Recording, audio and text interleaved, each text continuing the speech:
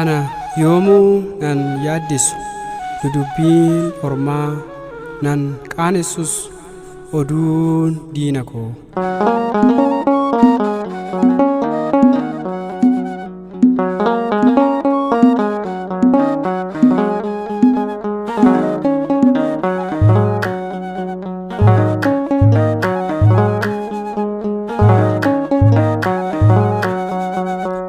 Nan yaaddesu dudubbiin ormaan si maleen beeku gonkumaa dhaadatanis mormitoonni koo situ beeka kaayyoof galma koo gungumanis mormitoonni koo sit murteessa naaf jireenya koo. Nan yaaddesu dudubbiin ormaan si maleen beeku gonkumaa dhaadatanis mormitoonni koo situ beeka kaayyoof galma koo gungumanis mormitoonni koo sit murteessa naaf jireenya koo.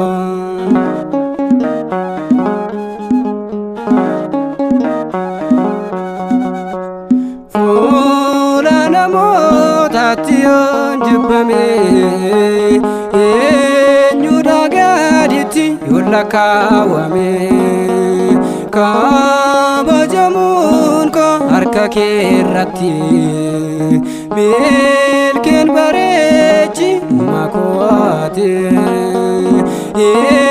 dhibbadhu osoon si qabu dhibbadhu laaluu teellatti dhibbadhu duus jiraadhus dhibbadhu anoo kan keeti. Nan yaaddesu dudubbiin ormaan si maleen beeku gonkumaa dhaadatanis mormitoonni koo situ beeka kaayyoof galma koo gungumanis mormitoonni koo sit murteessa naaf jireenya koo.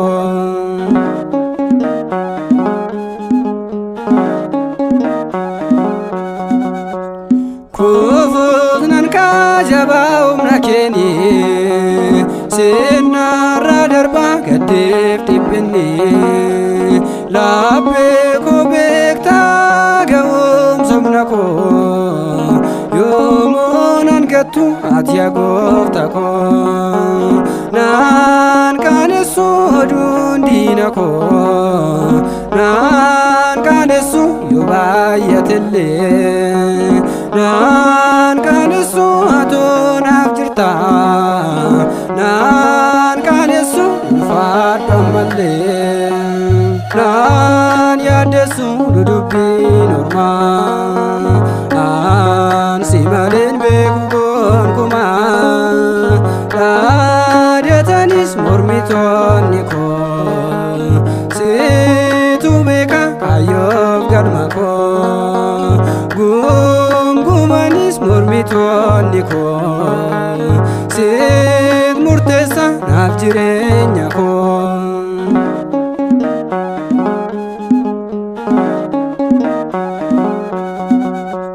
Seenaa koo moofana faareessiteetta gooftaa fuula kee ati na dhaabdetta teellaan ilaaluu anoo deebi'ee maalaan yaaddaa ergan kee ta'e ati yaa gooftaa gonfoo ulfinaa ati yaa gooftaa naaf kenniteetta ati yaa gooftaa diina koo irratti ati yaa gooftaa olla qabditta. Nan yaaddesu dudubbiin ormaan si maleen beeku gonkumaa dhaadatanis mormitoonni koo situ beeka kaayyoof mormitoonni koo siit murteessa naaf jireenya koo naan yaaddeessu dubbiin ormaa aan si maleen beeku gonkumaa dhaadatanis mormitoonni koo siitu beeka kaayyoof galma koo gungumanis mormitoonni koo siit murteessa naaf jireenya koo